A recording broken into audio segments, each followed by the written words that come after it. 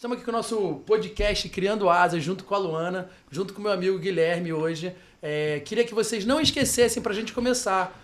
Tem que seguir, tem que compartilhar, tem que fazer isso, porque a gente tem que ir para frente com esse projeto que é maravilhoso, onde a gente fala de empreendedorismo, onde a gente abraça todo mundo que tem a vontade de crescer o seu negócio.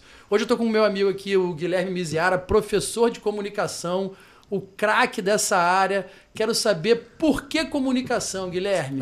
Fábio, muito bom estar aqui com você para falar desse tema. Luana, também obrigado pelo convite. Obrigada. É uma satisfação falar porque comunicação está em tudo. Você não tem como dissociar a comunicação de sucesso. Um empreendedor que tem um bom projeto e não consiga apresentar esse projeto, ele não consegue vender o projeto para ninguém. Então a comunicação está no nosso dia a dia, está na conversa com os amigos, está na família, está na gestão de conflitos e principalmente como argumentar e apresentar as nossas ideias com qualidade. Agora me diz uma coisa, quando você tomou essa decisão de seguir esse caminho de ser um especialista, um professor em comunicação, qual foi o seu ideal inicial? Porque eu sei um pouco da sua história e sei que você veio galgando lá de baixo, veio trilhando uma história muito bonita para se contar, inclusive. Mas como é que você viu que a comunicação seria a sua porta de entrada no mundo corporativo? Olha, eu fazia o seguinte, eu tinha uma empresa que fazia filmagens de antes e depois. Uma empresa não, tinha uma câmera de vídeo. Eu fazia gravação de antes e depois de cursos de oratória. Antigamente era muito comum isso, a pessoa fazia num primeiro dia como é que você estava e depois como você ficou. Eu não uso essa metodologia dos meus cursos porque eu acredito que essa primeira não sirva para nada. Na verdade, muitas vezes eu faço a última apresentação, a gravação, mas a primeira é só para mostrar que o meu trabalho é bom, porque a pessoa está na pressão, tem 3 minutos, está super desconfortável, e é claro que a segunda vai ser melhor que a primeira, mas eu fazia isso, o antes e depois dos alunos. E eu via que eles melhoravam bastante, e eu tive a alegria de encontrar professores que eram muito bons à época. E eu falei, eu quero aprender esse negócio. Eu fazia faculdade de comunicação, de jornalismo, tinha muita dificuldade financeira, às vezes eu tinha que trancar, mas eu estava ali fazendo. E aí eu via que aquilo ajudava muito. E eu era uma pessoa extremamente tímida, muita dificuldade de comunicação. E eu via que isso me limitava nos meus relacionamentos, nas minhas conversas, até nos meus projetos. E aí uma vez eu falei com um professor desse, falei, olha, eu queria assistir a aula, porque eu só vejo o primeiro dia e o último. E eram 6 dias, assim, eram 6 noites no MBA, que tinha aqui próximo, aqui no IBMEC, na Barra. E aí eu fui lá e esse professor deixou, e depois uma outra professora também deixou. E aí eu vi que tecnicamente era possível comunicar com qualidade. Eu nunca tinha pensado inicialmente nisso, eu queria trabalhar com jornalismo esportivo, numa redação. Eu achava que eu escrevia bem, então que isso auxiliaria. Mas aí eu me encantei em relação a isso, aprendi mais e uma vez esse professor foi dar uma aula, não pôde ir e pediu que eu fosse. E aí eu fui e deu muito certo, o pessoal gostou muito da aula e dali eu falei, eu acho que eu entendi como essas coisas funcionam. Mas o ponto, Fábio e Luana, que são pontos principais, é que o comunicador ele tem que ser um servidor, ele tem que entender que ele fala para o outro. E eu sempre tive isso na minha cabeça, mas eu não sabia fazer tecnicamente. Não adianta ter boa vontade se você não conseguir entender tecnicamente como faz. E eu acho que isso fez uma diferença grande na minha vida. Quando eu entendi que eu podia atender o outro, mas tecnicamente eu atenderia ainda melhor, isso voltaria para mim de alguma maneira interessante. Então foi uma coisa conectando a outra e ali eu, atendendo as pessoas e vendo o desenvolvimento delas, eu me alegro também e acho que isso fez toda a conexão para a minha vida e para a minha profissão. Guilherme, você trouxe que você era tímido e você entrou nessa área, se apaixonou. E qual foi a grande mudança do Guilherme tímido para quando aprendeu a se comunicar melhor? Quais foram os benefícios? O que você alcançou? Eu sigo tímido, acho que a timidez a gente permanece de alguma maneira. Eu não sou o cara mais extrovertido, que chega ali para falar. E esse é um ponto interessante que muita gente confunde comunicar bem com extroversão. A comunicação ela pode ser de uma pessoa extremamente tímida, desde que ela organize bem o conteúdo. Eu tenho muita dificuldade, Luana, com pessoas que são muito extrovertidas, porque elas podem achar que comunicar bem é ser extrovertido e falam apesar do público. Eu digo, vamos falar, fala aí o tema, que eu vou lá e falo. Essa pessoa é muito perigosa. Porque ela não comunica, ela fala para ela não está preocupada com o outro. Eu prefiro muito mais um tímido estruturado que um extrovertido sem estrutura, sem organização. Então eu continuo tímido ali, não sou um cara muito expansivo, mas eu sei o que eu preciso falar, eu sei de forma organizada, eu tenho segurança no meu conteúdo. E a segurança não tem a ver exatamente com extroversão. É claro que o extrovertido ele tem mais facilidade na comunicação, isso é indiscutível. Só que essa facilidade não garante resultado. Pensa um jogador que tem um talento, jogador de futebol, só que ele não treina. Uma pessoa com menos talento que treine pode alcançar um resultado igual ou até maior. Porque, na verdade, tem muito a ver com lógica, né? Você Sim. ter uma estrutura, um início, um meio e um fim. Então, uma pessoa talvez muito ansiosa, que vai atropelando as ideias, que pensa muito rápido e não consegue estruturar o pensamento na hora de se comunicar, é uma complicação. Sim, a ansiedade é um ponto importante, só que quando você tem a organização das ideias, fica muito mais simples de fazer. Só que qual é o problema? As pessoas acham que a prática somente traz essa organização, e não é verdade. É como se você fosse correr e ficasse correndo ali aleatoriamente sem um treinamento, sem uma técnica. Você tem mais chance de se lesionar do que realmente resolver. Então, o tempo de experiência falando não garante resultado. Vou pegar um exemplo. Vocês possivelmente já tiveram na vida um professor que sabia muito, mas não sabia passar. O professor que sabe muito, mas não sabe passar, ele dá aquela aula há 30 anos. Ele domina o conteúdo, ele tem pós-doutorado, só que ele não te atende nada. Então, dominar o conteúdo não faz com que você comunique com qualidade. Porque muita gente fala isso. Não, quando eu domino o conteúdo, eu falo bem. Não é verdade. O professor que não sabe passar é um grande exemplo. Então, dominar o conteúdo é pré-requisito para qualquer fala. Eu digo isso em aula, a pessoa fala assim, não, porque quando eu domino o conteúdo, eu estou preparado, eu falo bem. Não é verdade. Isso é o mínimo que eu espero de alguém que venha falar comigo, que tenha o conteúdo e que esteja preparado. É o mínimo. Mas o como você faz isso que faz a diferença. Então, é estruturar, entender como funciona e, principal, foco e quem escuta.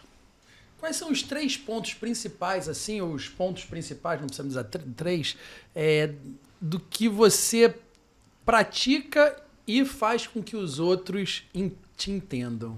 Legal. Esse é um ponto importante porque, como eu sou um professor de comunicação, as pessoas cobram coerência na minha fala. Então, eu não posso falar uma coisa e fazer outra. É sempre tem que ser uma cobrança muito grande em relação a isso. Isso é bom para que eu vá me desenvolvendo.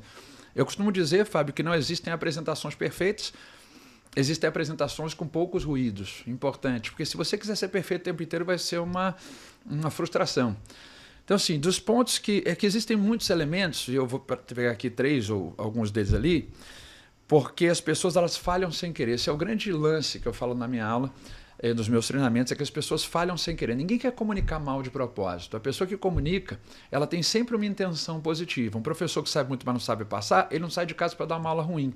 Um empreendedor que vai apresentar um projeto para um grupo de investidores, ele não quer fazer uma apresentação ruim, só que ele não sabe como fazer. Ninguém treinou ele. Então ele faz mal. Quando eu digo faz mal, é que o ruído chama mais atenção que a mensagem principal. Então existem alguns ruídos que atrapalham. É só entender que a gente automatiza as coisas e por isso tem problema. A gente não faz para errar de propósito, a gente não percebe onde falha. Então o primeiro ponto de um treinamento é você reconhecer a falha, para depois você conseguir mudar. Uma pessoa que passa arrogância numa conversa, ela não quer passar arrogância, eu parto da ideia que não. Uma pessoa que é muito agressiva numa conversa, ela não quer ser agressiva, porque não faz parte daquela conversa, só que ela é agressiva. Então, se ela não tiver a consciência de onde precisa mudar, ela não consegue alterar. Isso é um ponto importante. Então, eu vou pegar elementos que as pessoas falham e não percebem. O principal deles é o vício de linguagem. O né, o tá, as pessoas vão fazendo isso. E qual o problema? É que o ruído na comunicação chama mais atenção que a própria comunicação. E ao final de uma hora a pessoa fala assim, ei, o que você ouviu lá do Miziara? O que você anotou? Eu falei, anotei 120 né. Então, a pessoa... Eu falo muito né. E aí qual o problema? É entender que o seu cérebro já automatizou isso. Porque ele entende, se eu falar assim, mas por que você fala o né? A pessoa, não, eu quero uma confirmação. E não necessariamente, na verdade, ele entrou ali como um preenchedor de pensamentos, como como tá. Por que alguém fala assim, Luana? A comunicação é muito importante. A pessoa faz isso e ela justifica. Por quê? Porque sempre tem uma justificativa. A pessoa não fala mal de propósito. Ela fala assim, não, eu faço isso para pensar. Que eu preciso pensar. Então, eu preciso, só que não precisa fazer barulho para pensar. Então, quando você entende que a pausa é melhor do que o fica muito mais simples. Ao invés de eu falar a comunicação é importante, é melhor que eu fale a comunicação é muito importante. Eu não estou falando de excelente, estou dizendo que o segundo é melhor que o primeiro, porque no primeiro você tem um monte de ruído que o teu cérebro tem que separar o que presta e o que não presta. No segundo só tem o que presta. Então, a pausa no discurso é fundamental para a pessoa compreender. As pessoas só entendem o que a gente fala quando tem uma pausa. Como eu posso fazer agora aqui com você. Você só vai entender o que eu estou falando agora quando eu parar de falar. E você faz assim. Por quê? Porque você entendeu o que eu falei. Mas se eu fico falando né, a pessoa não dá tempo para ela pensar. Então, pior que o vício de linguagem é não ter a pausa para a pessoa processar a informação. São duas falhas que acontecem e a pessoa acaba fazendo sem perceber. Esse é um ponto, o vício de linguagem. Tem como iniciar as suas apresentações. Muita gente começa de uma forma muito ruim. As pessoas elas não trazem a relevância do seu tema. Elas pensam que as pessoas são apaixonadas pelo seu tema e não são. Na verdade, quem fala o tema é que tem que mostrar que é relevante. Eu, quando vou para uma aula, quem disse que os alunos querem me escutar? Quem disse que a empresa contratou aquele treinamento, as pessoas estão lá super empolgadas? Pelo contrário. Eu posso ter alguém que esteja lá muito chateado, porque tinha uma meta para bater, que não está conseguindo trabalhar ali porque inventaram um treinamento. Eu já dei um treinamento na véspera de feriado, as pessoas não queriam estar lá. E é natural. Tem gente que fala às vezes, ela normalmente ela só pensa, mas tem gente que fala, olha, eu vim para cá, eu não queria, que era feriado, mas depois eu me surpreendi positivamente. Mas eu ouvi milhões de vezes. Então, primeiro entender que quem gosta do seu projeto é você. Então, se você não trouxer relevância, você não vai ter o engajamento das pessoas. Então, quando eu falo de comunicação, eu não parto da ideia, eu vou falar de comunicação que é muito importante. Todo mundo fala isso. Eu vou falar desse tema que é muito importante, vou falar de empreendedorismo que é muito importante. Até eu estou sabendo, por isso que a gente está aqui. Eu quero saber qual é a relevância do tema. Então, buscar o que é relevante para cada tipo de público que é o grande lance. Costumo chamar do trailer do filme, a sinopse. Eu só vou assistir ao seu projeto se eu entender que ele vale a pena. Eu só assisto a um filme no cinema, tirando uma indicação, se eu gostar do trailer ou da sinopse. Eu só leio um artigo científico se eu gostar do início, lá do resumo. Eu só vejo uma matéria no jornal se eu gostar da manchete. Minha pergunta é, quem disse que eu quero te escutar? Então, trazer essa relevância antes de falar o que você vai falar é fundamental para o processo. Então, muita gente fala aí. Tem um pesquisador chamado Irving Goffman, um canadense, que diz que essa é a falha de 9 em 10 projetos no mundo. As pessoas partem do contexto como se todo mundo já tivesse interessado e não fazem a venda do que vão apresentar. Então, uma coisa eu falar assim, olha, vou mostrar para você como reduzir em 15% o seu custo fixo com 3 etapas aqui no aplicativo que eu desenvolvi. As pessoas vão prestar atenção. Ela não sabe o que é, não sabe de que é o aplicativo, não sabe o que faz, sabe nada. Só sabe que tem 3 etapas do aplicativo, nem sabe de que é o aplicativo. Só como é que a pessoa começa. Oi, Fábio, Luana, tudo bem? Vim mostrar aqui um projeto muito interessante, mas antes de falar do projeto, eu queria falar um pouquinho da minha empresa. Minha empresa começou em 1987, com muita alegria, no interior do estado do Rio. Foi meu pai que começou, muita dificuldade, e a gente começou numa garagem, sabe, Luana? Foi bem difícil a nossa história, mas em 89, nós nos mudamos para São Paulo, que nos recebeu muito bem. E a pessoa até agora não sabe que você... E aí a gente fica com um sentimento de dó da pessoa, Isso, né? é pena. Porque é muito vitimismo. Perfeito. E aí começa a pena. Aí eu falo para você, você quer empatia ou você quer autoridade? Você quer ser admirado. É isso, porque a pessoa pode até ficar com pena, mas daí a comprar o projeto é diferente. É muita gente que começa uma apresentação falando assim, olha, eu estou um pouco tenso, né? Peço que vocês entendam. As pessoas não entendem, não entendem. Elas podem até ter pena de você, mas ver você como alguém de autoridade não vão ver. Se eu chego com uma reunião e falo, olha, era meu chefe, ele não pôde vir, então eu vim aqui, né, porque teve um problema, vou ver o que dá para fazer. Já acabou a reunião antes de começar. Eu nem comecei o conteúdo, já acabou a reunião. Então, eu quero saber o que eu ganho com o que você vai falar e não os problemas. Então, se você for substituir o seu chefe, por que você é capaz de resolver o problema? E só que as pessoas não fazem isso, elas querem contar a história da empresa, querem falar como estão as coisas. E o Goffman diz que se você não fizer o enquadramento, que é o que ele chama de framing, é o enquadramento, de esse trailer, a sinopse, as pessoas não vão prestar atenção, porque até agora, naquele exemplo anterior, elas não sabem que você vai reduzir em 15% usando o aplicativo, elas não estão sabendo. Aí a pessoa constrói um raciocínio, para depois de meia hora falar, bem, então com tudo isso que eu apresentei, a gente consegue reduzir em 15%. Pô, ninguém está entendendo mais. Ela tinha que ter falado no início. Aí o que a pessoa fala? Volta lá no slide 3, é óbvio, porque ela não entendeu. Então a falha no início é a maior delas. As pessoas elas falam como se primeiro você tivesse interesse e segundo que você soubesse o que ela vai falar. Por que acontece isso da pessoa começar pelo contexto? É porque ela sabe o final do filme, mas eu não sei. Se eu for ver um vídeo no YouTube de 20 minutos, qual o primeiro quadro que aparece? De uma sobremesa. A sobremesa pronta. De um bolo, o bolo pronto. E aí se eu gostar, eu vou ver como é que faz o bolo. Imagine começar um vídeo do YouTube, olha, começa aí, separa aí 4 ovos, 1 litro de leite, e a pessoa fala, mas é o quê? Não, calma, daqui a 20 minutos você vai entender. Ninguém vai ouvir, ninguém vai assistir. Então, direcionar. Então, eu falei dos vícios de linguagem, trouxe o como iniciar e o final também, que é um clássico, que as pessoas não sabem como concluir, até começam bem, conduzem bem, e no final de uma apresentação interessante, elas falam assim, bem, gente, então, é isso. E aí quebra todo... É isso, obrigado, tá? Gratidão aí. O encanto da apresentação. Primeiro, por que você falou é isso? O que você está concluindo assim? É isso que é claro que é isso. Tem gente que fala, bem, então era isso que a gente queria apresentar hoje. Mas é claro que era. Imagina a pessoa terminar bem, não era isso que eu queria apresentar. Enfim. Eu falo muito enfim. Enfim, ó, vício de linguagem, enfim, então, entendeu? Tudo que a gente conversou. E se sair uma vez não tem problema. Você fala assim, a gente conversa mais meia hora, né? Se for o caso. A gente tem um almoço 1h da tarde, tá? Tá, não tem nenhum problema falar isso. Mas o ruído aconteceu o tempo inteiro que vira o problema. No final da minha fala, eu tenho que entender que eu não falei para mim, eu falei para o outro. Então é uma ideia de cortar. É como um filme que você está gostando muito, ele acaba do nada. O filme tem que acabar bem. Um final legal salva um filme ruim. E um final bom, num filme bom, espetacular. Só que quando a pessoa termina isso, então era isso, obrigado. Primeiro, o que você está agradecendo? Você foi mostrar um projeto que a empresa vai render 50 milhões por mês. Imagina, a pessoa foi apresentar para a diretoria um projeto que vai render 50 milhões por mês. O que você está agradecendo? É uma pergunta. Eu costumo falar assim, diretoria, ao invés de obrigado, que você vai botar no slide. De nada, diretor. Não precisa botar slide de nada, mas obrigado é muito menos sentido. Não tem por que botar um slide de obrigado. Porque você não foi lá para agradecer as pessoas. É só por isso, não é para você não agradecer. Mas se você quer agradecer, agradeça você. É muito mais honesto. Olha, muito obrigado pela presença, pelo empenho de vocês. Pelo tempo. Só que isso não é conclusão, isso é pré-conclusão. Depois que eu falo obrigado pelo tempo, pela atenção, por isso eu peço um investimento de 20 milhões para que a gente consiga faturar tudo isso em menos de um ano. Eu tenho que fechar, eu tenho que dizer o que eu preciso que a pessoa faça. Por que eu tomei o tempo dela aquele tempo inteiro? Não é para falar isso. Então, valeu, terminei. Não é sobre você a apresentação, é sobre o outro. Então, eliminando os vícios de linguagem, começando com o enquadramento e fechando, dizendo o que o outro precisa fazer, fica muito mais fácil de você conseguir vender suas ideias e seus projetos. Guilherme, na verdade, comunicação é tão importante nas nossas vidas que deveria de ser ensinado na escola, né? Concordo. Porque, olha eu falando né. Mas agora, é uma confirmação. É uma confirmação. Porque a gente acaba aprendendo tantas outras coisas que no futuro não fazem tanta diferença no nosso dia a dia e todo mundo precisa se vender, todo mundo precisa saber se comunicar. Eu acredito muito que até com a família, então muitos problemas seriam evitados se soubéssemos nos comunicar melhor, como você disse.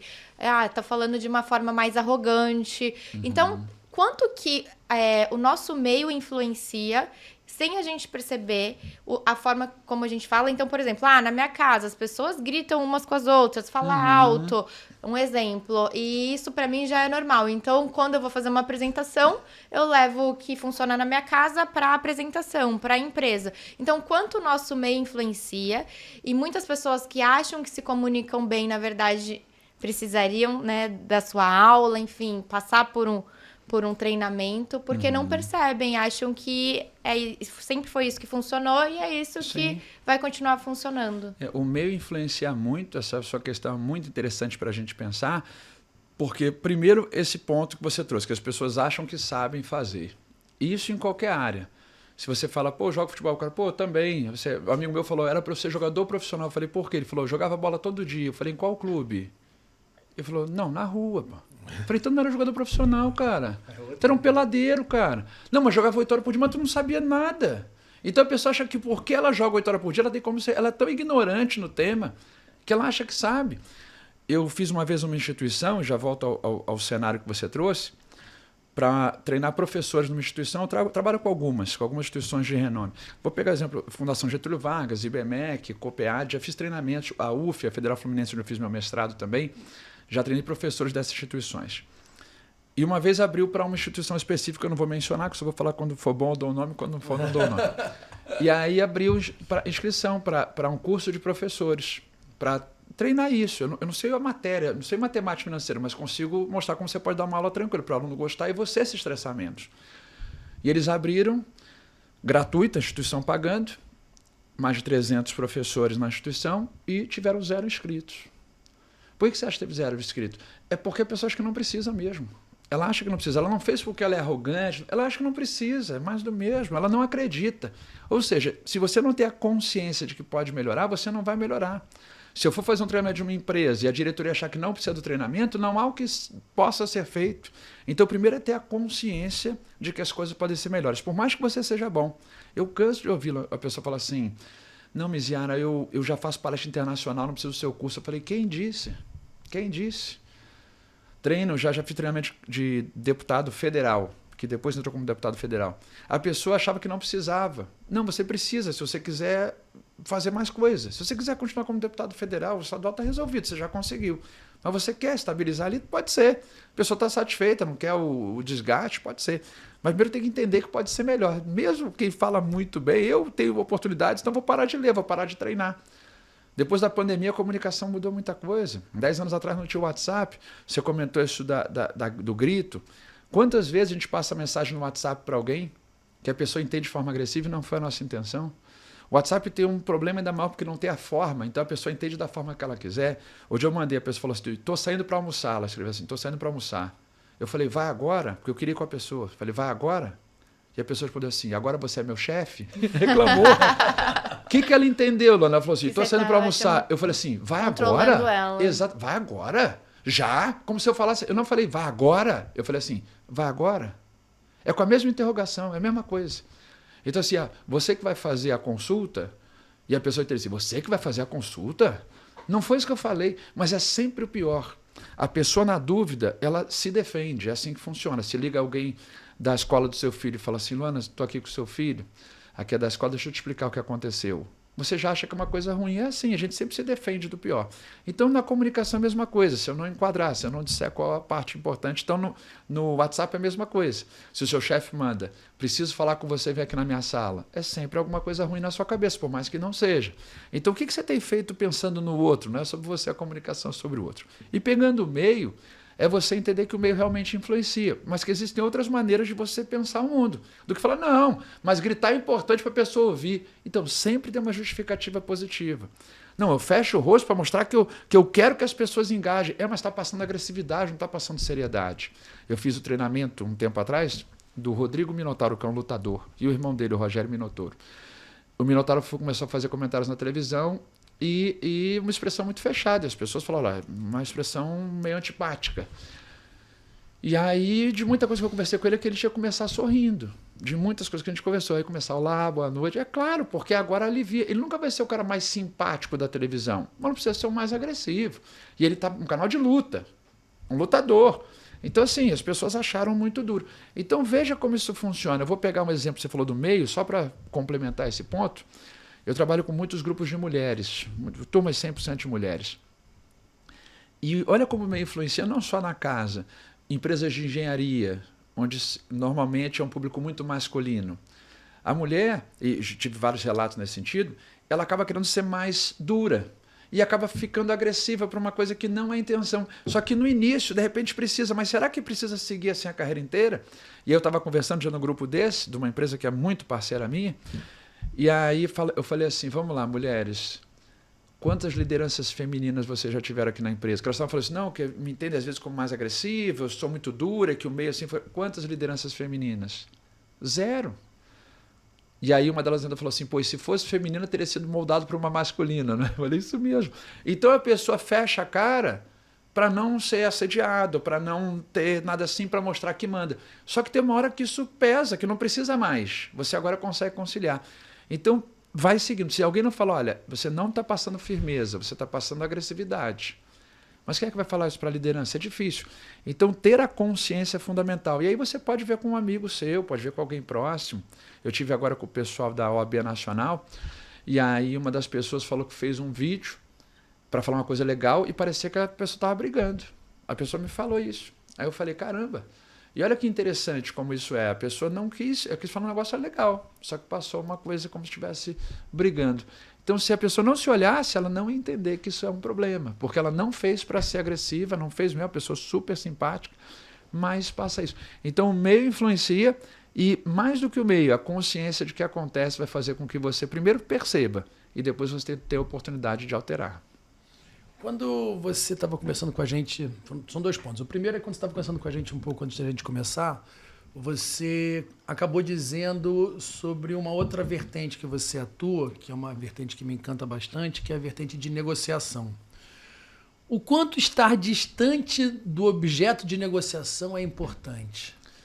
Então, nós temos 2 elementos para conversar sobre isso. Primeiro, distância física e outra distância emocional, são coisas diferentes.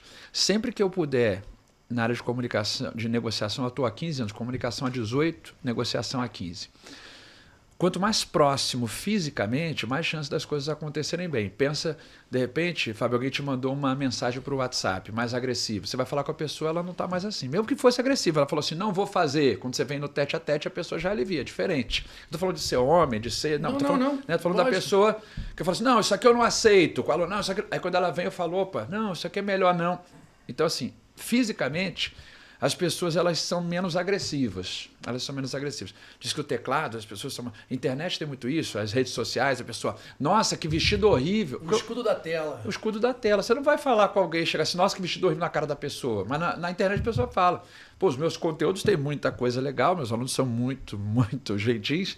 Mas tem de vez em quando um cara que entra lá e fala assim, vai lá, fala uma besteira dessa. Do nada. O cara nunca falaria para mim direto. Mas, digo, assim, pela falta de educação, não por ser homem ou por ser agressivo ou nada assim. Mas não falaria. Perdão. Mas na internet fala. Nossa, para de falar besteira, isso aí não tem lógica. A pessoa fala. É aquilo que a gente falou, a pessoa é tão ignorante no tema que ela nem sabe que não sabe. Pegando a ideia de jogo de futebol, as pessoas falam, pô, um dia eu vi o presidente do Flamengo falando, olha, a gente tem as pessoas aqui que ficam 2 anos analisando o jogador, ver o que ele rende no início, no meio, no fim, qual é a qualidade física dele, genética. E aí o cara com 5 minutos de televisão vai falar, tinha que ser esse cara, tem que contratar. Ou seja, é tão ignorante no tema que a pessoa acha que sabe mesmo.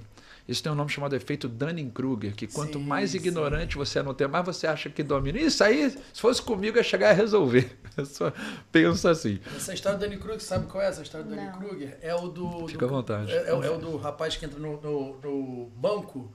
Não é esse? Esse exemplo eu não sei. Mas o efeito é esse, né? Ele é um viés cognitivo de você... Quanto mais ignorante no tema, mais você achar que resolve. Você sabe, exatamente. Que você sabe. Sim. Não, isso aí, para mim é tranquilo. E falar em público, chego lá e falo tranquilo. A pessoa é tão ignorante no tema que acha que faz mesmo. Porque faz, só que não faz com a qualidade. Né? Ela consegue fazer. Pô, você quer o quê? Nadar? Me bota aí que eu nado. Então, só que nada é igual um cachorrinho, né? Mas não é nada. Chega do outro lado, a pessoa confunde sobreviver ao meio líquido com nadar. Então, são coisas diferentes. Então, a negociação, você estar fisicamente com a pessoa... facilita não ter esse tipo de ruído, de interpretação errada. Como a gente falou, por mensagem, imagine um desespero que é negociar por mensagem, como é mais difícil. Então, quanto mais próximo, eu tenho elementos de forma, eu tenho a expressão corporal, a expressão facial, tenho o tom de voz, o que por mensagem não teria. Por que e-mail, WhatsApp e chat dão tanto problema? Porque não tem a forma, esses elementos de forma, que são a expressão corporal, facial e tom de voz. Mas a literatura da escola de Harvard elenca 4 princípios para você negociar bem. Que é o modelo de negociação mais usado no mundo, chama-se negociação baseada em princípios. E o primeiro princípio, e não por acaso, é separe a pessoa do problema, que é exatamente isso que você colocou. Então, assim, emocionalmente é importante estar afastado. Então, fisicamente é interessante estar ali, pelo menos na maioria dos casos, é claro que existem exceções, mas emocionalmente afastado, como se assim... Olha, eu não estou contra você e você não está contra mim. A gente quer resolver o problema. Eu não quero vencer a negociação, não quero mostrar que eu sou melhor, eu quero que a gente resolva. E para isso você tem que ter opções criativas, que é o terceiro princípio. Só passando aqui brevemente, separe a pessoa do problema é o primeiro princípio. É o princípio pessoas. Fala de separar a pessoa do problema. Exatamente o que você trouxe. É o primeiro não por acaso, porque é o mais difícil deles. Porque a gente tende a unir as coisas, principalmente nós brasileiros, muito ligados a relacionamento. Eu falo assim, olha, Fábio, eu achei que o seu tom de voz foi muito alto. Isso pode passar agressividade. Aí você fala assim, você está me chamando de agressivo? Eu falei, não te chamei de agressivo. Eu falei que o seu tom de voz pode passar agressividade. Aí você fala, então, quem passa agressividade é agressivo, você concorda? Aí você começa a levar para um lado pessoal que não foi o que eu falei. Deixa a carapuça. Isso, eu falo, não foi isso que eu disse. E a gente vai começar a debater porque não foi isso, só que as pessoas levam para isso. Não, isso aí não é verdade, Fábio. Aí você fala assim, está me chamando de mentiroso? Não falei isso. Eu falei que não é verdade numa expressão, mas as pessoas vão levando para isso. Então, separar a pessoa do problema. Eu falei, eu vim para resolver o problema. Eu não quero achar o culpado, eu quero resolver o problema. Eu vou negociar, a pessoa fala assim, não, porque você errou, você assume o erro. Eu falei, lógico que assume, por isso eu estou aqui para a gente resolver.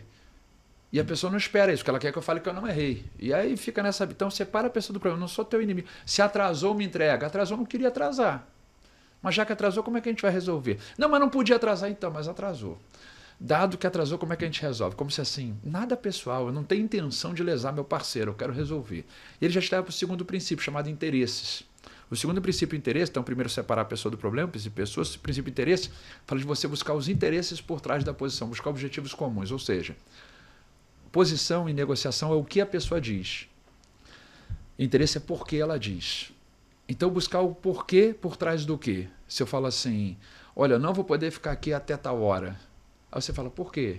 Fala, não, porque eu tenho um compromisso. Fala, então dá para atender, é uma ligação de 5 minutos. Fala, dá para atender a ligação e voltar? Ah, dá. Agora que você entendeu o porquê que eu não poderia, você consegue pensar em soluções. A pessoa fala, vou te processar, hein? Isso é uma posição, ninguém quer processar ninguém. Qual o interesse? Ter um ganho financeiro, resolver um problema. Então você entendeu o que tem por trás da posição. A pessoa diz uma coisa, mas tem alguma coisa por trás. Depois você entendeu, você pensa em opções criativas, que é onde você soluciona a negociação, que é o terceiro princípio, opções, e depois você bota critérios objetivos, são as regras do jogo. Agora que a gente escolheu uma opção, como é que a gente organiza isso?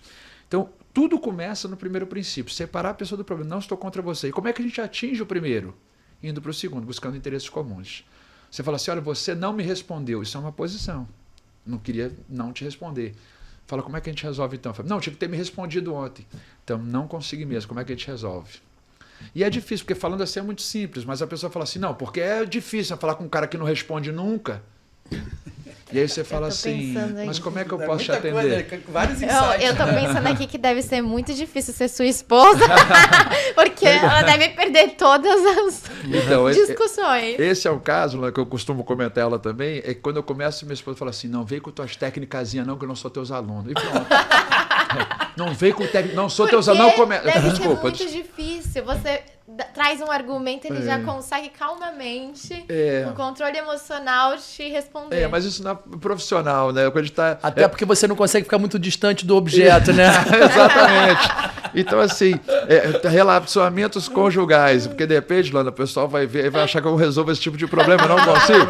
Nem relacionamento conjugal, nem aumento com o chefe, eu não. E se alguém tiver um curso, quiser me passar relacionamento conjugal, eu tô aceitando também. Para negociar em casa, olha, quem fizer esse, tá resolvido. Agora, quando você pensa no seu negócio, assim, obviamente, a gente está aqui num podcast de empreendedorismo e é fundamental o que você está passando para a gente. Eu acho que todo mundo que escuta a gente está recebendo uma aula que talvez a gente nunca tenha tido aqui com esse formato, né, tão claro. Como é que você pensa em escalar o teu negócio?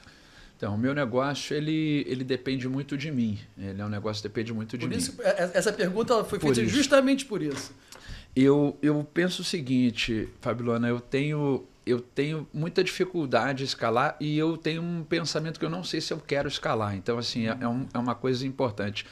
Eu penso, escalar que eu digo para outros caminhos. Por exemplo, já pensei no online, cheguei a fazer algumas coisas, mas depois não ficou do jeito que eu queria. Eu acho que o meu conteúdo, mas aí de novo uma coisa muito particular, claro que existem pessoas de comunicação que trabalham diferente, eu gosto de estar ali próximo, de estar perto mesmo. Então eu prefiro aumentar o meu valor do que escalar, fazer assim, vamos fazer uma escola misiara.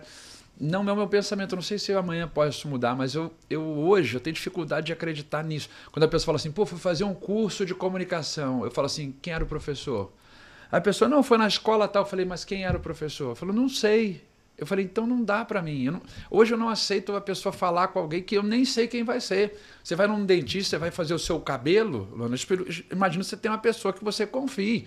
Não vai chegar aleatoriamente. E por que a gente faz isso com comunicação? Por que a gente faz isso com treino? É claro, se você for numa instituição renomada, já melhora um pouco. Mas mesmo assim, a instituição pode ter lá, o cara é amigo do coordenador, tem muita coisa. Então, assim, eu tenho muita dificuldade nisso, Fábio. Então, eu penso, fazendo um comparativo, claro, eu com milhões de degraus abaixo, um artista, por exemplo, um cantor, não dá, escalar, não tem como botar alguém no lugar, entendeu? Ele não tem como, ele vai ter que fazer o show. Vai ter que botar a cara. Então, eu penso, estou botando no artista, mas pode ser um palestrante famoso. Não dá para botar o pessoal, o Misiara não vai, vou botar o fulano, não.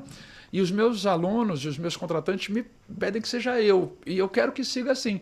Então, minha ideia hoje é atender menos alguns trabalhos assim que eu não considero os mais importantes e escalar isso com palestras, que é o que eu tenho feito cada vez mais. Mas cada vez mais me coloco como palestrante, tenho feito cada vez mais palestras, porque isso acaba tendo um retorno maior do que as aulas, assim, e eu consigo ter mais tempo livre também para poder fazer essas palestras. Então é muito isso, é como se eu tivesse que fazer mais shows no ano do que exatamente escalar para a internet ou coisas assim. Eu acho que a internet pode ter um produto ali menor, Mas é que eu preciso mesmo...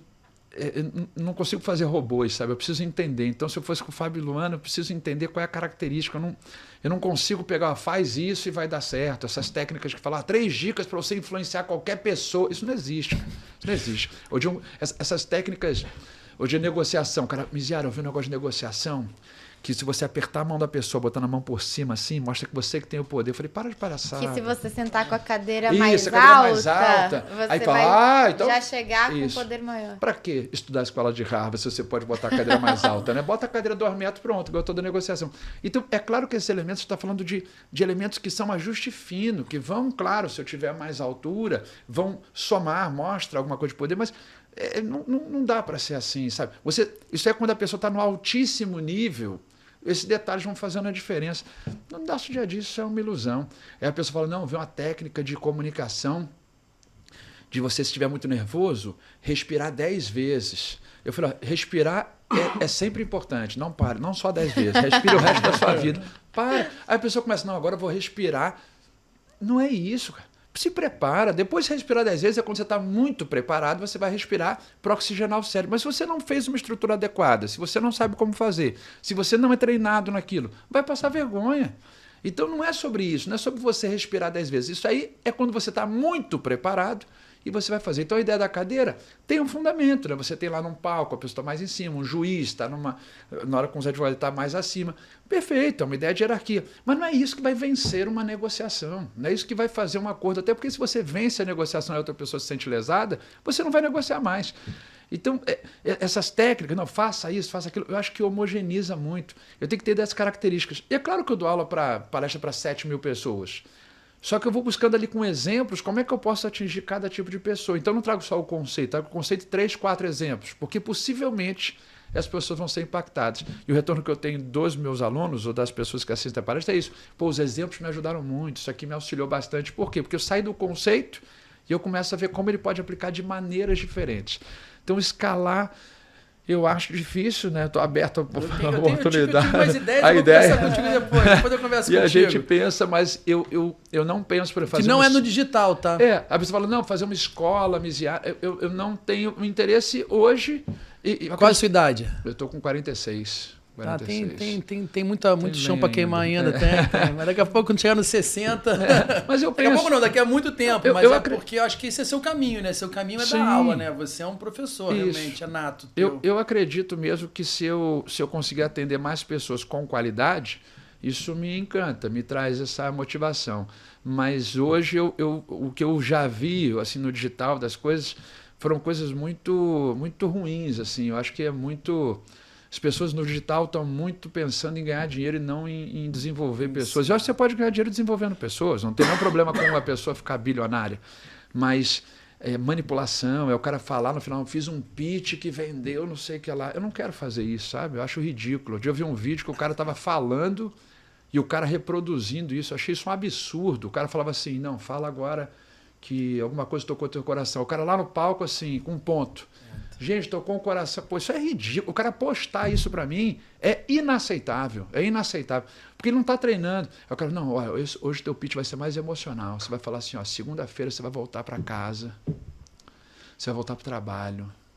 Essa segunda-feira que você quer. Pô, deixa de ser ridículo. Você está pegando um cara que está destruído ali, pô. O cara que está lá nesse lugar que você está falando isso, o cara está destruído. O cara está lá, pô, está desesperado. Você vai fazer isso, é criminoso. Entendeu? Ele vai utilizar o recurso que ele tem, que é às vezes o último, ou que ele nem tem, que ele vai entrar no cheque especial. E ele acredita que vai resolver. Pra acreditar numa pessoa que está interessada só. Aí fala, não, mas dela. Eu tenho o resultado, tem nada, 1% ali. Então, assim, isso eu não consigo, cara. Não consigo mesmo, mas isso não é impossível. Isso aí não tem como. Mas se atender realmente as pessoas. E depois o cara comemora e fala assim, viu, aquele meu pitch bateu 10 milhões. Ah, para de ser ridículo, cara. Para de ser ridículo.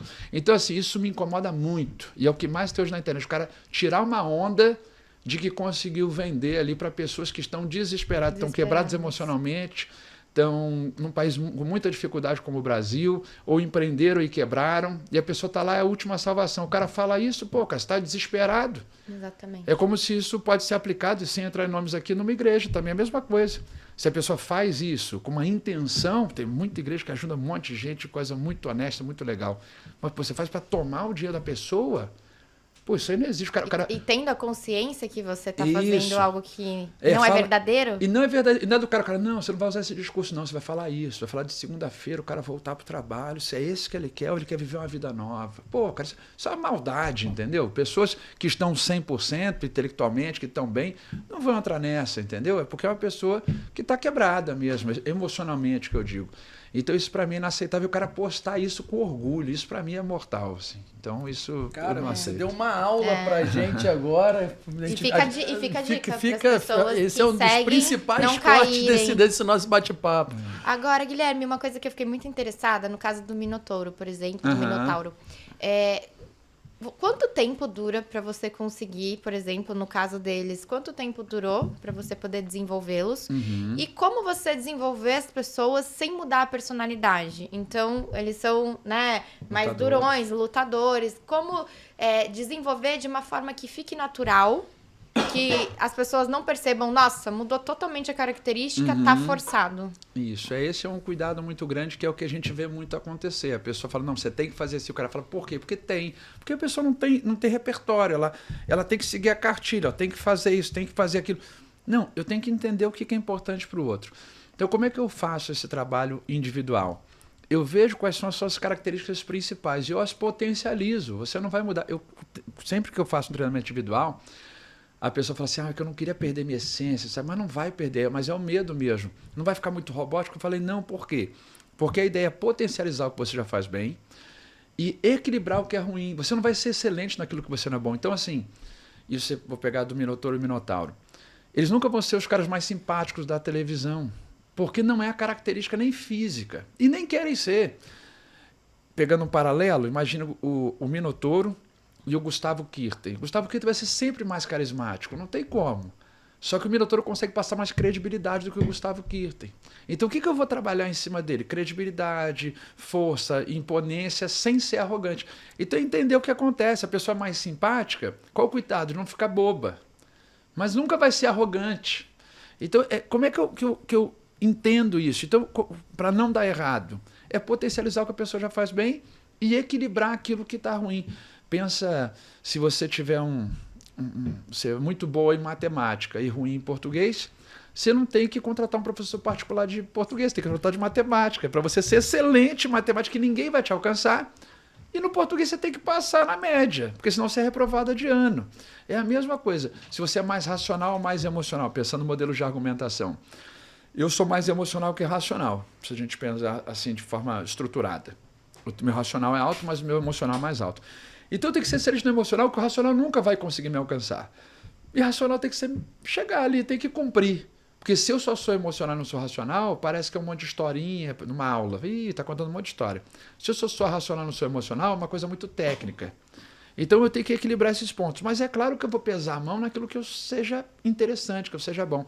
Então qual é a sua característica? É mais a simpatia? É um pensamento estruturado e organizado? É um exemplo que você dê? É uma situação que você sabe colocar? É uma planilha que você sabe fazer? É um desenho que você sabe organizar? É um material visual? O que você faz bem? Só que a pessoa não, ela quer ser bom naquilo que ela é ruim. Aí não dá certo. E aí vira essa coisa dessa massa, dessa pasta aí, todo mundo pasteurizado. Não. O que você é bom, vamos potencializar isso e equilibrar aquilo que não ajuda muito. Em algum momento hoje você, falando sobre a sua capacidade de aprendizado e como você vai melhorar, você falou sobre ler. Se eu quiser continuar melhorando, eu tenho que continuar lendo. Perfeito. Qual seria o primeiro livro que você indicaria para quem está querendo se interessar e entender essa área de comunicação, negociação, assim, o número 1? Muito legal. Vou dar algumas opções aqui Tá para bom, cada área. Beleza. Porque eu gosto de muitos deles, mas eu vou pensar na pessoa que está começando. Bem, o meu livro vai sair no primeiro semestre do ano que vem. O teu? Do ano que vem, eu digo, né, a gente fechando agora. Então você vai ter que 2026. voltar. Você volta para cá para poder falar sobre o livro, lógico. Não, no início de 2026 ele vai sair. Eu finalizei ele agora, estou vendo capa, estou vendo detalhes. Eu estava 2 anos para lançar, porque sempre o livro você quer fazer mais. Isso aqui eu lembrei, isso aqui aconteceu na aula, eu vou fazer. Até a hora que a minha editora falou assim, parou, né? Parou, tá bom, já tá legal. Eu falei, não, mas não, sempre vai ter coisa a mais. Cada aula que você dá vai... Aí eu entendi. Então eu fiz e aí ele vai acontecer. Mas estou pensando, independentemente do meu livro, a pessoa vai... Tem 2 livros que eu acho interessante. Em comunicação, se a pessoa quer aprender a estrutura, a organização. Tem o Reinaldo Polito, que é um grande exemplo, ele ainda dá palestra. Está com mais idade agora, mas ele assim, é o cara que é recordista de livros de oratória no Brasil. É um jeito bom de falar bem. É um livro bastante legal, simples, fácil de entender. E depois você tem que comprar o meu para dar uma complementada ali, quando ele sair. Mas é um bom livro, um jeito bom de falar bem. Eu vou no lançamento, cara. Isso, eu vou no lançamento. Vai com certeza, vocês estarão lá, serão meus convidados. E o jeito bom de falar bem. Depois vai ser o Show de Comunicação, que é o livro que eu vou lançar. Para influência, para argumentação, tem um livro que eu gosto muito, é um cara chamado Dan Ariely. Ele é era professor do MIT, do Instituto de Tecnologia de Massachusetts, e ele fala de como as pessoas tomam decisões equivocadas. Ele fala muito de influência, como você pode organizar isso, mas sem manipulação, sempre pensando no ganho do negócio. O livro dele chama Previsivelmente Irracional. É um livro muito legal que fala como tomamos decisões sem prestar muita atenção, como o nosso cérebro ele é muito enganado, como a gente acha que está tomando decisão racional, mas já é influenciado o tempo inteiro. Então, não só para você utilizar, mas para não ser manipulado. É muito interessante o livro, chama-se Previsivelmente Irracional. Ele não é para uma estrutura de apresentação, mas para argumentação. A pessoa fala, pô, já apresento bem, acho que tem um resultado, mas eu preciso influenciar alguns pontos ali. É muito legal. E o de negociação, eu quero trazer 2 também.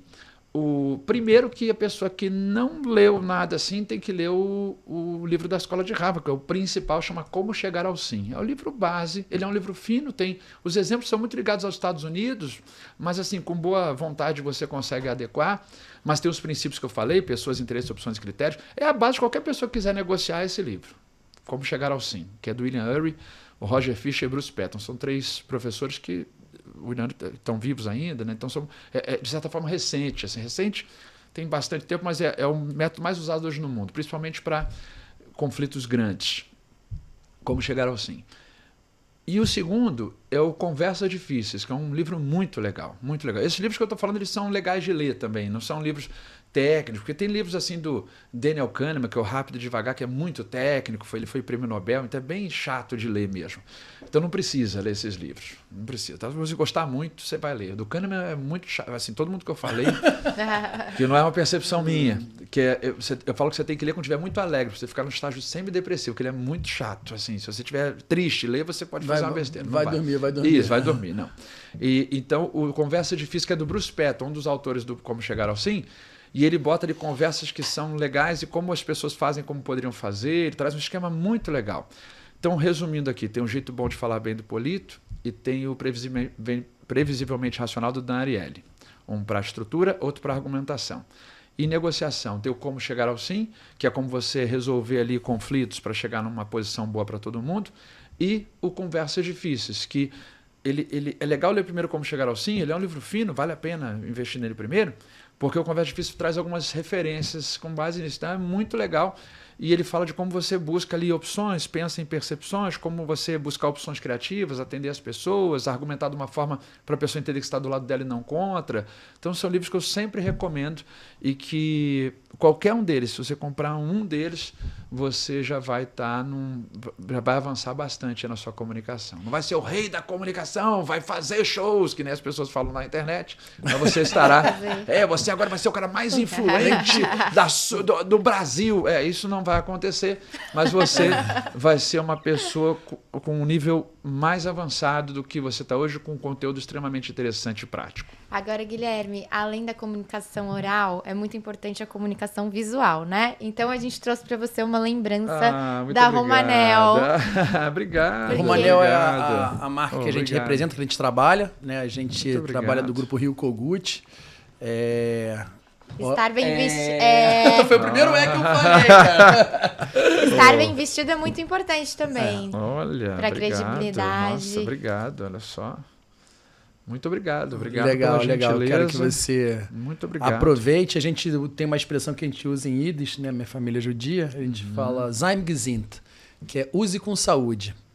É para você utilizar quando você estiver, como você falou, se sentindo bem. Muito obrigado. E tem uma questão que eu estava aqui pensando aqui. A gente já está quase terminando nosso tempo, mas ainda tem um tempinho ainda, porque a gente deu uma atrasadinha, mas a gente vai seguir. A gente veio conversando um pouco antes e você contou pra gente como é que você transicionou do que você gostaria de ser como jornalista esportivo. Sim. Para um professor de comunicação e negociação. Eu posso te afirmar com certeza que você tomou a decisão certa. Isso é fato, você tomou a decisão certa. Mas em que momento você falou para você mesmo, esse é o caminho? Muito legal, Fábio. É uma reflexão aqui a ser feita. Eu vou fazer alguns comentários antes para responder essa pergunta direta, mas eu vi uma vez um filme do Pelé muito tempo atrás que falava que ele seria excelente em qualquer esporte. E é verdade, o Pelé era um cara muito dedicado e ele seria, se ele fosse jogador de basquete, seria excelente. Não sei se o melhor de todos os tempos, mas seria excelente. Se ele fosse de atletismo, seria excelente. Então, falando assim que ele tinha toda uma não só uma estrutura física, mas uma dedicação muito legal. Eu acredito que eu comecei a me perceber em atender pessoas mesmo. Acho que eu queria atender as pessoas. Então, de repente, se fosse um médico, um enfermeiro, um pastor, não sei, entendeu? Eu acho que você tem que saber o que você quer fazer, mas os caminhos eles vão aparecendo e você vai tomando ali algumas decisões, algumas escolhas, outras você vai dar sorte, outras nem tanto. E eu penso isso, muita gente fala assim, pô, você nasceu para comunicação, alguns colegas, alunos falam. Eu falo, então, mas eu não sabia disso, porque eu gastei muito tempo fazendo outras coisas. Quando fechei minha faculdade, minha escola, eu fui fazer faculdade de Direito, aí fiz durante um ano, vi que não era isso que eu queria, era muita coisa de lei. Hoje atendo a advocacia, atendo a OAB Nacional e vários colegas advogados, muitos mesmo. A advocacia possivelmente é onde eu tenho mais alunos. E aí depois eu fiquei assim, não sabia o que fazer, fui fazer aviação civil, eu queria ser piloto de avião.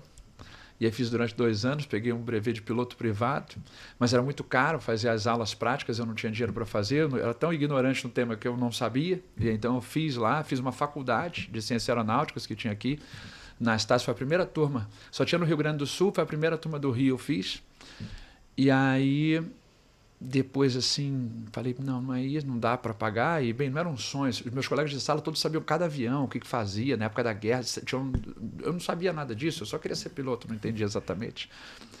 E aí eu fui fazer jornalismo, ali eu me encontrei.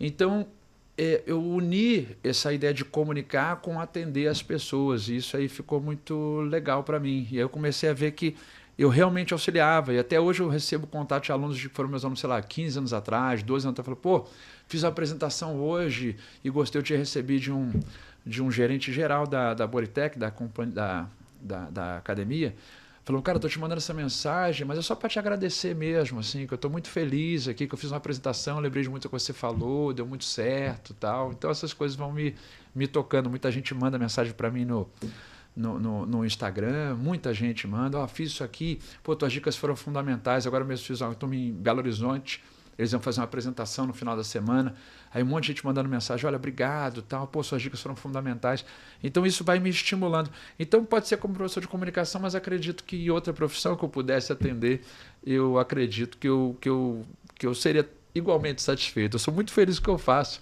mas eu acho que é muito nessa linha, essa transição aconteceu. Acho que se eu fosse jornalista esportivo, eu queria estar perto das pessoas, eu queria trazer uma matéria interessante, eu queria trazer um estudo interessante para conectar. Acho que seria muito nessa linha. Então, não tem uma resposta pronta para essa pergunta, que ela eu teria que pensar mais aqui, ela é bem complexa, mas eu acredito que a ideia de saber o que você quer e buscar caminhos em relação a isso. Acho que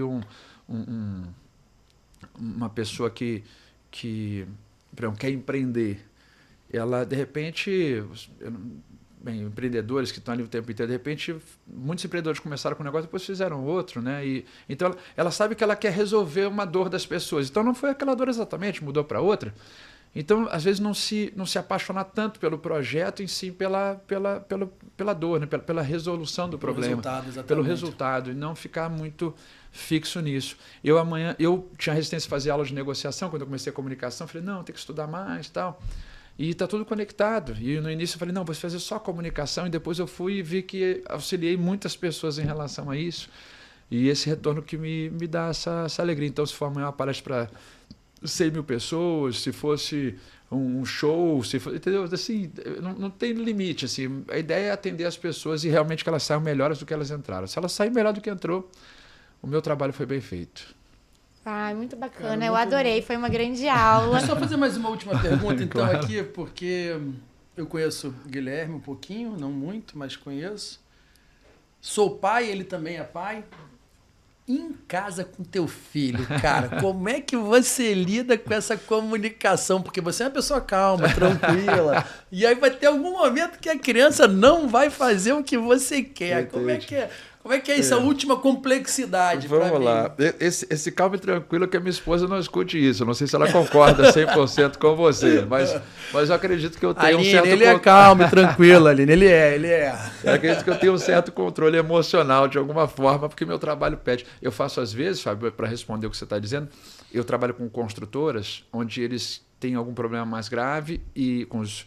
sei lá, um apartamento que não entregou, uma obra que deu um problema, um projeto que não saiu como era para sair, vai demorar mais 2 anos para receber, as pessoas estão ansiosas, e eles pedem para eu ir falar com as pessoas, eu resolver esses problemas. Então eu tenho que chegar lá entendendo que as pessoas não estão felizes, que elas não vão ficar felizes depois que eu der a notícia, que o negócio que elas estão esperando 2 anos vai demorar mais 2 anos. Então eu fui me preparando o tempo inteiro para entender que as pessoas vão ser agressivas, mas não é contra mim. Então, ter esse pensamento é muito importante quando a gente vai negociar com alguém. Entender que as pessoas elas vão levar para um lado pessoal, mas não é isso que você falar. Você falar para resolver um problema. E claro que a gente, como ser humano, vai falhar em muitas vezes. Eu também tenho sangue correndo aqui, eu fico às vezes irritado e fico também. E tomo atitudes que depois eu falo, pô, não deveria ter feito, que é natural com qualquer pessoa. Mas eu sou um pouco mais treinado em relação a isso. Isso é importante, de você ter esse controle. Quanto a crianças, principalmente, eu tenho a Carol, que é minha filha, que vai fazer 22 anos, e tenho o Arthur, que vai fazer 11. E eu costumo dar exemplo em aula em relação a isso, dizendo que as crianças são as melhores negociadoras do mundo, porque elas têm um aspecto emocional. E como a gente falou aqui, eu tenho que separar a pessoa do problema, mas com filho não dá para fazer. Por essa pergunta. E aí a gente vai ter que entender que tipo de concessão vai fazer, mas entender que cada concessão tem que ter uma concessão em troca. Então, já que você vai fazer uma concessão e você não tem como não fazer, porque você já está disposto a fazer, que tipo de concessão você pode pedir em troca? Isso fica mais fácil. Vou pegar um exemplo. Para qualquer coisa, não estou falando com criança, mas serve para adulto. Sempre que alguém te pedir uma concessão, você tem o direito de pedir outra. Então, vou botar, imagina, a pessoa fala assim, miséria, quanto é que custa um treinamento seu? Aí eu boto um valor, vou falar, então vamos lá, valor X. E a pessoa fala assim, vou botar aqui, R$10.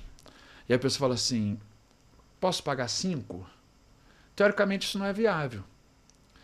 Mas ao invés de dizer não, porque você fala assim, não, a pessoa, pô, você não pode? Não tem como? Não tem como. Pô, não tem como. Aí vai ficar, parece que você é inflexível. Vou melhorar. 10, a pessoa pede 8. Aí eu falo, não tem como. Aí a pessoa fala, pô, o cara, professor de negociação que não negocia, é complicado. Então o que eu vou fazer? 10, você tem 8? Tem. Então ao invés de fazer 8 horas, vamos fazer um curso de 6? Ao invés de fazer para 20 pessoas, vamos fazer para 15? E aí, você não é mais o inflexível, agora é o outro que se ele não aceitar. Então, eu vou pegar um exemplo aqui real. Imagina, fala, Fábio, quanto é que você custa esse serviço? Você fala 20 mil. Falou, só tenho 15, você faz? Você fala, não tem como. Fala, pô, Fábio, faz aí. Não tem como. Aí eu falo, Fábio, é difícil demais, não negocia nada. Diz que é negociador, não negocia. que você vai fazer? 20? Só tenho 15.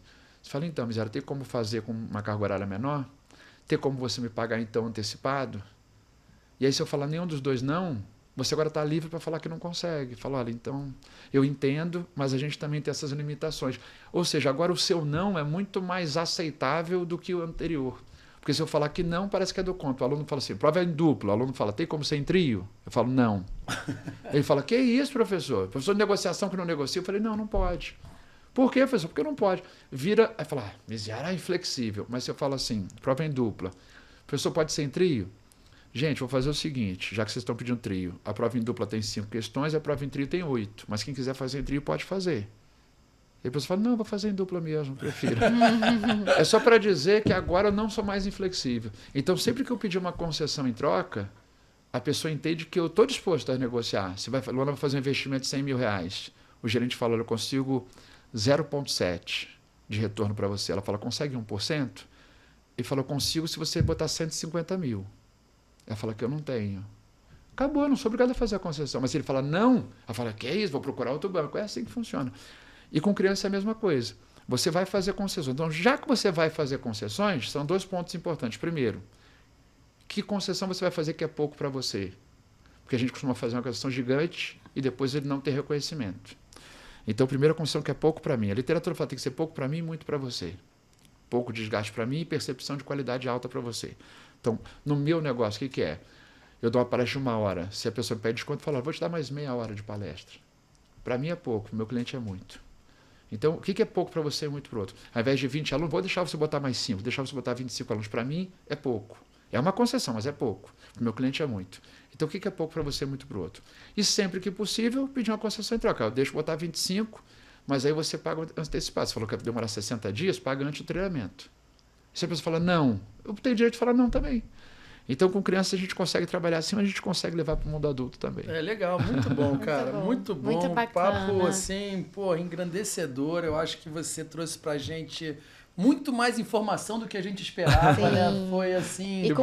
E a sua forma calma de falar, né? Com bastante humildade, isso faz toda a diferença. Então, muito obrigada. Muito obrigado. Obrigada por ter E te aguardo pra você trazer o livro aqui pra gente falar só sobre o livro. A gente lê o livro antes. Isso. Respira o livro, interioriza ele, a gente vai debater sobre ele aqui. Eu agradeço o convite de vocês. O livro ele vai ter um lance interessante que eu vou... Tem ali o livro e eu vou botar um QR Code que ele vai te direcionar para alguns vídeos que eu vou fazer. Então, assim, vídeos curtos falando, olha, isso aqui é legal, nesse exemplo, trazendo exemplo. Então vai ser bem interessante e vocês serão certamente convidados e vai ser uma alegria estar aqui. Quero agradecer aqui o convite. Desejo mesmo que não só esse conteúdo fique para vocês, mas também para todo mundo que acompanha aqui, as pessoas que assistem. O meu Instagram é @professormiziara. As pessoas conseguem ver muito conteúdo, sempre boto pelo menos uns 2 vídeos por semana lá. E a pessoa fala assim, quer vender curso? Não quero vender curso, estou vendendo para a empresa, não tem nenhum interesse. Você não está lá, não, agora vai vender, não vou vender curso nenhum aqui, você vai ser muito bem-vindo lá. A ideia é que você compartilhe esse conteúdo, auxilie mais pessoas, porque as pessoas conseguindo resultado, como eu falei, isso volta para a gente. Então, muito feliz de estar aqui com vocês. A comunicação ela é feita para servir, para atender as pessoas e não para manipulá-las. Que fique claro aqui e que as pessoas usem isso da melhor forma possível. Obrigado pelo convite. Muito obrigado de verdade. Obrigada, pessoal. Se inscreva no canal, curtam, compartilhem. Beijo. Tchau, tchau, tchau, tchau.